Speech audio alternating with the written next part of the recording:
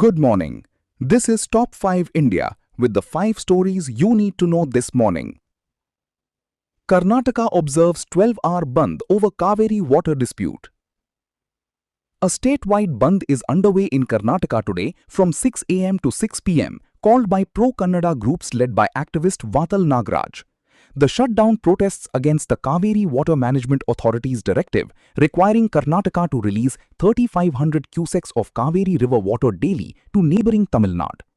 The Bandh also highlights demands related to the Mekedatu, Mahadai and Kalasa Banduri projects. However, normal life is unlikely to be severely affected as most organizations have extended only moral support.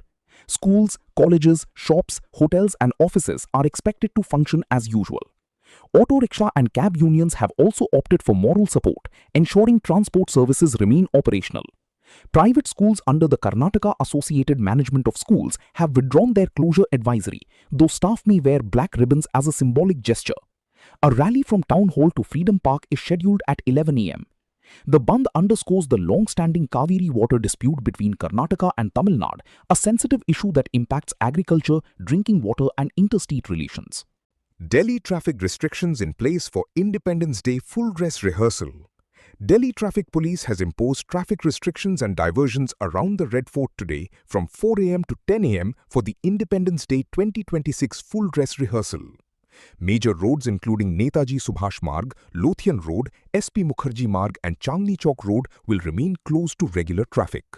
Only vehicles with legitimate parking permits will be allowed in the restricted zone.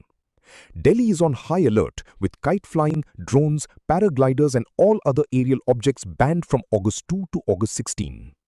Commercial goods vehicles are prohibited on key routes from midnight to 11 a.m. today and on Independence Day. The main Independence Day ceremony will take place on August 15 when Prime Minister Narendra Modi will address the nation from the Red Fort. Commuters have been advised to plan their journeys in advance, use alternate routes and follow traffic police directions. The security arrangements and traffic curbs reflect the massive logistical exercise required to secure the national capital for India's 80th Independence Day celebrations. 7 killed in Mumbai landslide after heavy rains today. 7 people were killed and 7 others injured after a landslide struck Mumbai's Ghatkopar area early today following heavy rains. Civic officials confirmed the casualties as rescue operations continued through the morning. The landslide occurred as heavy downpour lashed the city, loosening soil and triggering the collapse. The injured have been rushed to nearby hospitals for treatment. Mumbai has been experiencing intense monsoon rainfall over the past few days. Meanwhile, a new low-pressure system over the North Bay of Bengal is set to strengthen, bringing heavy to very heavy rain across several states. Weather officials have warned of further rainfall in the coming days. The tragedy highlights the vulnerability of Mumbai and other urban centers to monsoon-related disasters, raising questions about infrastructure resilience and disaster preparedness. Tata Sons listing uncertainty continues as RBI examines application for the Reserve Bank of India yet to take a final decision on its application for deregistration as a non-banking financial company. This comes even as N. Chandrasekaran has decided to move on from the chairmanship of Tata Sons after months of uncertainty about the group's future leadership. The Tata Group holding firm's listing question remains unresolved despite its upper layer classification as an NBFC. The RBI continues to examine the request, keeping investors and market watchers guessing about the timeline and outcome. The development is being closely tracked as it could have significant implications for one of India's largest and most influential business conglomerates. The listing decision affects millions of investors and could reshape the corporate governance landscape of India's premier business house.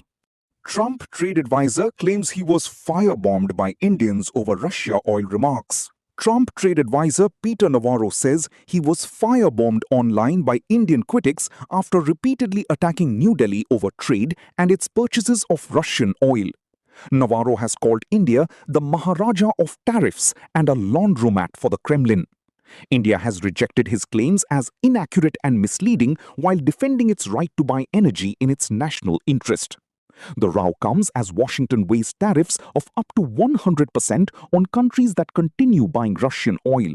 Navarro said President Donald Trump and Prime Minister Narendra Modi will work out the trade dispute themselves. The comments have sparked sharp reactions from Indian officials and the public alike. The escalating trade rhetoric signals growing friction between India and the US over energy imports, with potential implications for bilateral trade ties. That's your Top 5 India Morning 10 News Bulletin for August 13, 2026. Stay with us for updates throughout the day as India gears up for its 80th Independence Day celebrations. This is Top 5 India, your trusted source for news that matter. Have a safe and informed morning.